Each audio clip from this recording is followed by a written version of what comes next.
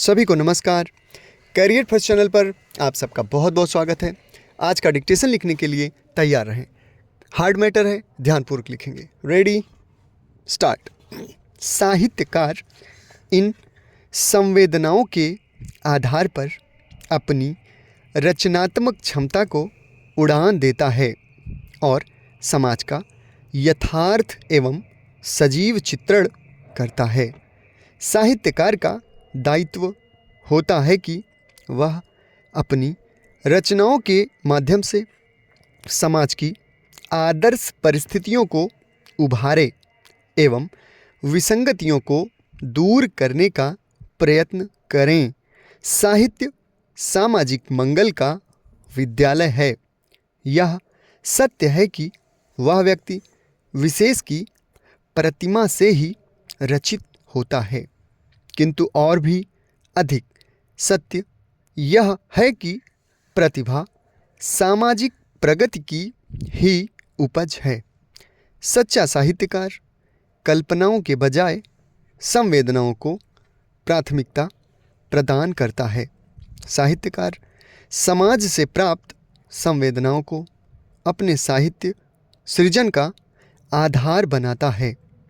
मुंशी प्रेमचंद एक संक्रमणकालीन दौर के साहित्यकार और अपने युग की चेतना के संवाहक भी थे। उन्होंने अपनी कथा वस्तु के लिए कोरी कल्पनाओं का सहारा नहीं लिया, बल्कि समाज के साथ जुड़कर और समाज के बीच से ही उन्होंने अपने कहानियों उपन्यासों के चित्रों को गढ़ा। साथ ही उन्हें चरितार्थ के भीतर से मानवता को विकसित कर पाने में सक्षम मूल्यों को बाहर निकाला और अपनी लेखन क्षमता से उसे सजाकर संवार कर हमारे समक्ष प्रस्तुत किया। उनके नायक ऐसे लोग होते थे कि अकेले ही एक वर्ग का प्रतिनिधित्व करते थे। यह वर्ग था सामंतों, पंडितों, महाजनों, साहूकारों के चुंगल में फंसा, हाशिए पर पहुंच चुका शोषित पीड़ित वर्ग। प्रेमचंद्र साहित्य सृजन के प्रथम दौर में उर्दू लिख रहे थे।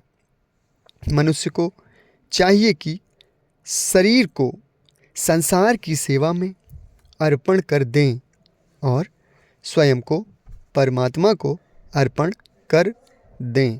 अपने लिए कुछ करना है ही नहीं और अपने लिए कोई वस्तु है ही नहीं। वर्ष 1915 में उनकी पहली कहानी पंच परमेश्वर हिंदी में छपी। इस कहानी के छपते ही वे साहित्य चर्चा के केंद्र में आ गए और लोगों ने उनकी प्रतिभा को स्वीकार कर लिया। संसार की किसी भी वस्तु से मनुष्य का संबंध नहीं है। समय होते ही वह यहाँ से चल देता है। एक दिन सब वस्तुओं को ज्यों का त्यों छोड़कर जाना पड़ेगा। सब की सब वस्तुएं यहीं पड़ी रह जाएंगी। यह शरीर भी यहीं रह जाएगा। ऐसा अनुभव होते ही संसार संबंध विच्छेद हो जाता है। यही कर्म योग है। जब जाएंगे तब साथ कुछ ले नहीं जाएंगे।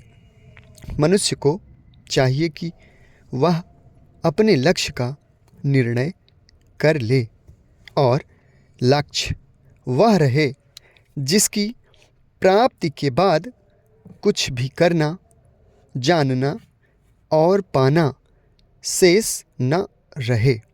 इसी भावना को भगवान प्राप्ति कहते हैं। इसलिए जब तक संसार में रहना है तब तक निष्काम भाव से दोनों की सेवा करनी है।